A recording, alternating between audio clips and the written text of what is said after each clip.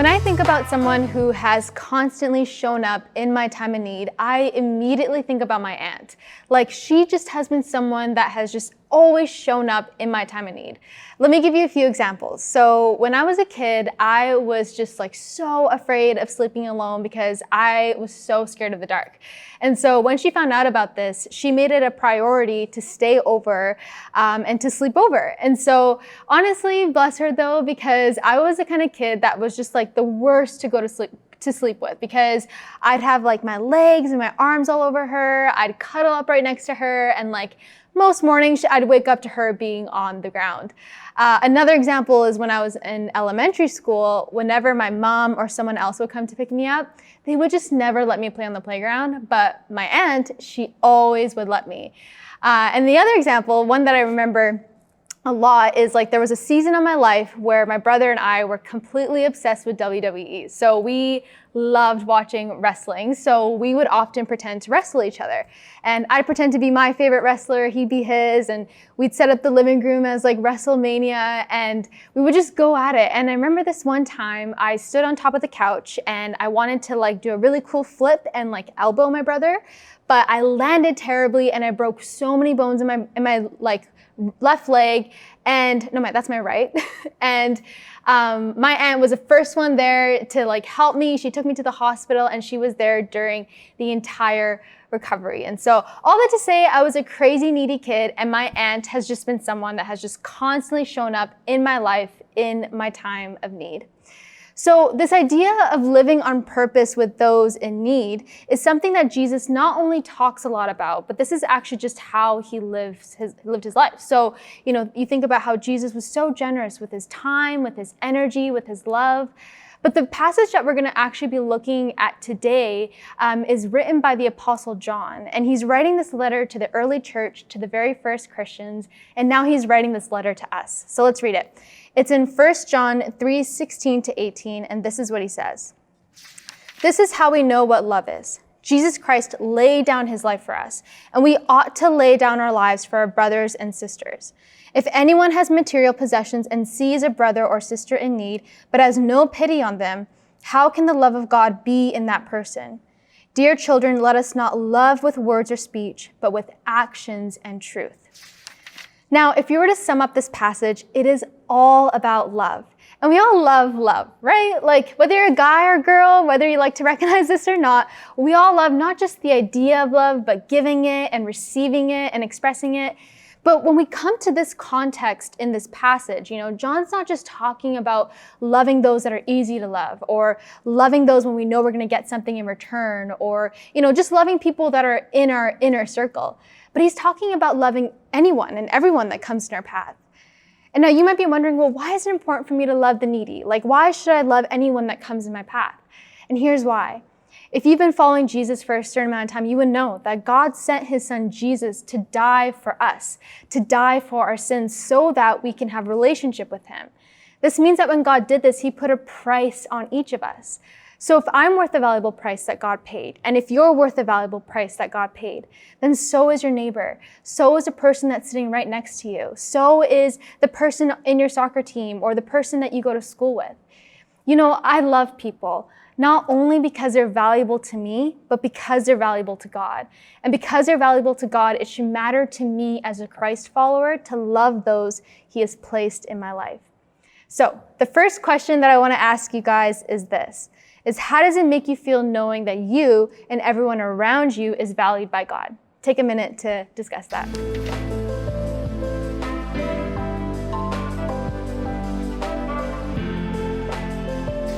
So what does it look like for us to love those in need? So the first thing I want to tell you is this, is to love is to receive. John 13:34, it says this, "A new commandment I give to you, that you love one another. Just as I have loved you, you also are to love one another." See, our capacity to love others is directly dependent on God's love for us and our ability to receive it. So the first thing I want to tell you is that because God loves you first, because he pursues you first, you are then empowered to love others. I don't know about you, but I don't wake up every single day thinking like, I'm ready to love people. Like some days I'm tired. Some days I just feel like I don't have the capacity to love other people. But it's possible because of the love that he's given us. See, our feelings can come and go, but because God's love for us is consistent, because it's constant, because it endures, it's possible for us to stay on the course of love. Because our love for others isn't just directly dependent on what we do and what we can hold, but it's dependent on God's love for us and our ability to receive it. When I was 18, I lived with this family from my church, and they lived in a beautiful home. But what was even more beautiful about the home was that they lived on a gorgeous, massive lake. And I lived with this family for 2 years, and one of the biggest lessons that I learned from them was how to love people. So I remember not a day went by where someone wasn't just coming for 5 minutes or for 5 hours. People were just always coming through the door, whether just to say hi or just dropping by or just coming over for dinner. I remember the summer was always filled with people having a barbecue, swimming in the lake. And anytime the church wanted to do baptisms or whatever, they were always happening at this house in their lake. It just was always a place to be. And that's because this family truly believed that there was always a seat at the table. They truly believed that everyone was deserving of the love that God has shown them. So it was never an issue to invite someone over for dinner or to invite someone to come swim in the lake, because they just always believed there's a seat at the table for everyone. So this family, they clearly had an incredible gift, an ability to love others through their hospitality and time. But they would say that this didn't come from within themselves. They learned how to be this way through their experience of God's generosity in their lives and the hospitality shown to them by God through others in their lives. See, their experience of God's love, it gave them this consistent margin to love other people. And that's just what God's love does, is that when we experience His love, it gives us a heart for the needy, for the broken, for the marginalized, for whoever comes in our path.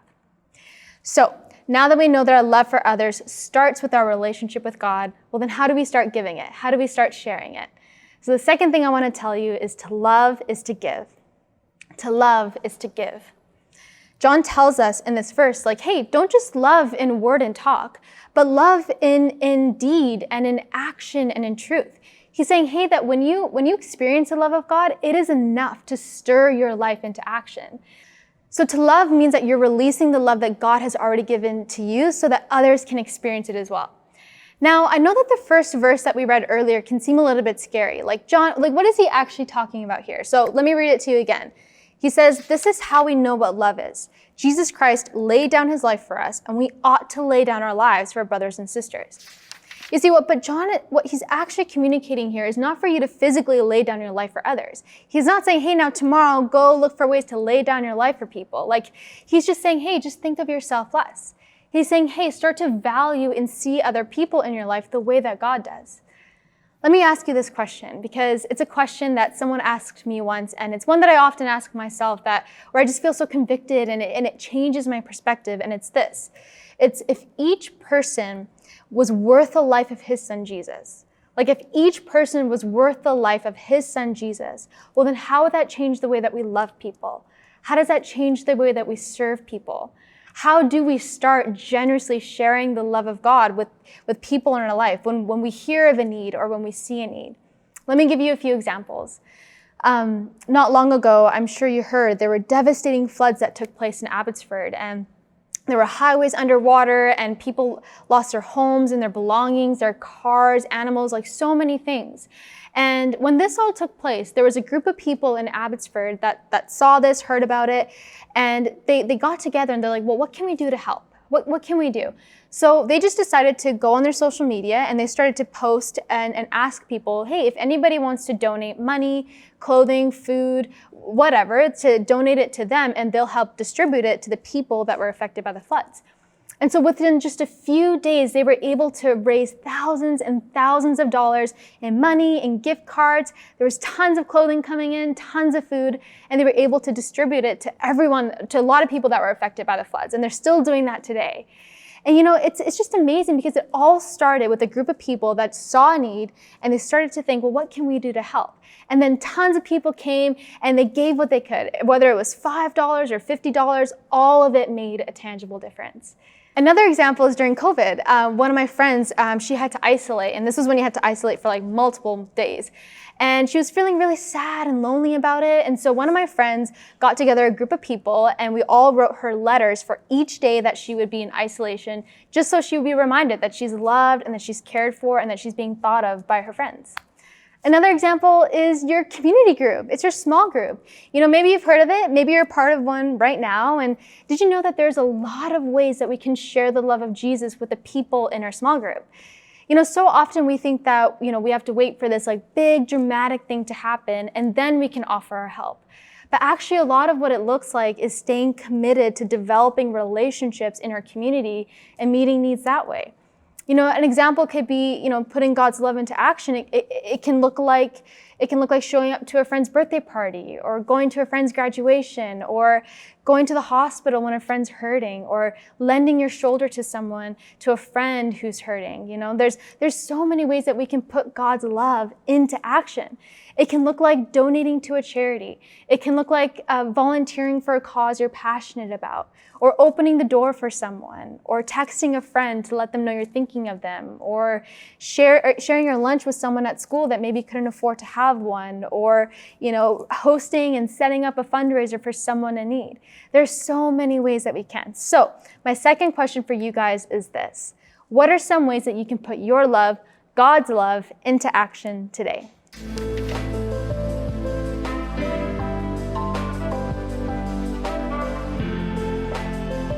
The last thing I want to tell you is to love is to pray.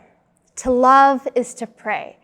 There's one thing that we can do that is the greatest act of love for people in our life, and that is to pray. Is to pray. Prayer is the work. Prayer is putting God's love into action. Prayer is putting God's love into action in truth as we speak words of life and blessing over people. So often we do resort to prayer as our last option, but it should always be our first response. I don't know about you, but sometimes I do look at the world and I start to get so overwhelmed because there's a lot of pain. There is a lot of injustice. There's a lot of heartbreak. There's a lot of people that are hurting, and it can feel overwhelming. Like, well, where do I even start? It's impossible for us to donate to every single charity. It's impossible for us to help every single person that comes in our way. But what you do always have access to is prayer. Prayer is the work. Prayer reminds us that when the work that we want to see done is the work we can't do on our own, but only with the help from our Father. So to start, you can pray for those that are put in unfair situations. I think about the boys and girls that are forced into human trafficking. I'm so thankful for organizations like Ally Global and IJM that are on the grounds helping to rescue them and putting them in safe homes so they can heal and restore. You can pray that God would bring his peace and his love and his comfort to those people. You can pray for people that are homeless. You can pray for people that don't have access to healthcare or medication, to those that maybe don't have enough money to feed themselves or their families, to those that don't have a job or just lost a loved one. You can pray that God would bring his peace and his comfort and his love to those situations. So, part of living our lives on purpose is showing the love of God that has been so extravagantly given to us, to those in need. And so as you go out today, wherever you are, as you start putting God's love into action, my prayer for you is that you would start to desire the things that he does, that you would see people the way that he does, and that would compel you to love and to pray.